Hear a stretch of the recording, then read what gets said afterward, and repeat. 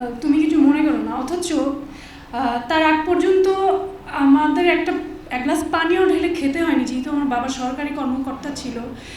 এত এত মানুষজন ছিল কোনো একটা কাজ করার জন্য, ডাক দেওয়ার জন্য। সেই মানুষটা একা একা আমার ভাইকে আর আমাকে নিয়ে ঢাকায় চলে আসে, এবং আমার ছোট ভাইকে এমন এমন দিন গেছে যে রেখে আসার কেউ নাই।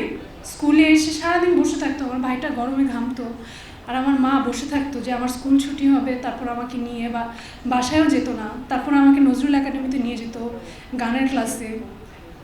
অনেক সময় প্রোগ্রাম থাকতো, রিহার্সাল হতো রাত্রে 8টা 9টা 10টা পর্যন্ত। আমি স্কুল ড্রেস পরে বসে থাকতাম, আমার মা বাসায় যে খাবার নিয়ে আসতো আবার, যাতে আমার কোনো অসুবিধা না হয়। ইভেন আমার যখন কাজের প্রথম অফার আসে, তখনও আমার মা আমাকে জোর করে যে she is the first person to recognize that creativity inside me. and আমি অনেক এক্সপেরিমেন্ট করেছি এবং অনেকবার সুইচ করেছি। আমি স্কুল কলেজে সায়েন্সে ছিলাম, হোলি ক্রস থেকে পাশ করার পর আমি বলি যে না, আমি সায়েন্সে পড়তে চাই না, আমি বিবিএ পড়বো। তো আমি পরীক্ষা দিই, আমার জাহাঙ্গীরনগরে হয়, ঢাকা ভার্সিটিতে হয়, বিউপিতে হয়। আমি শুধু একবার বলেছি না, আমি পড়তে চাই না। আমি ঢাকা ভার্সিটিতে জার্নালিজম পেয়েছিলাম, আমি বলছি আমি এটা পড়বো না।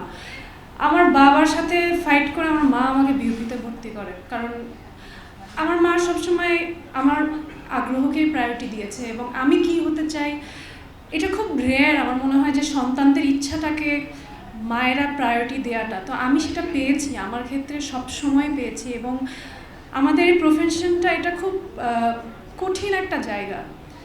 মানুষ অনেক বাইরে থেকে অনেক কথা বলে, বা অনেক ধরনের জাজমেন্ট, অনেক ধরনের তাদের একটা মানে অনেক কিছু ভাবে আমাদেরকে নিয়ে, কিন্তু সেই জায়গা থেকে, সেই স্ক্রুটিনিটি থেকে আমার মা সবসময় আমার পাশে গাছের মতো ছিল, এখনও আছে, এবং আশা করি যে সবসময় এভাবেই থাকবে। এবং আমি চাই আমার মার মৃত্যুর আগে আমার মৃত্যু হোক, কারণ এটা আসলে আমি দেখতে চাই না। পৃথিবীর সকল মারা ভালো থাকুক, এবং সবাইকে মা দিবসের শুভেচ্ছা। ধন্যবাদ।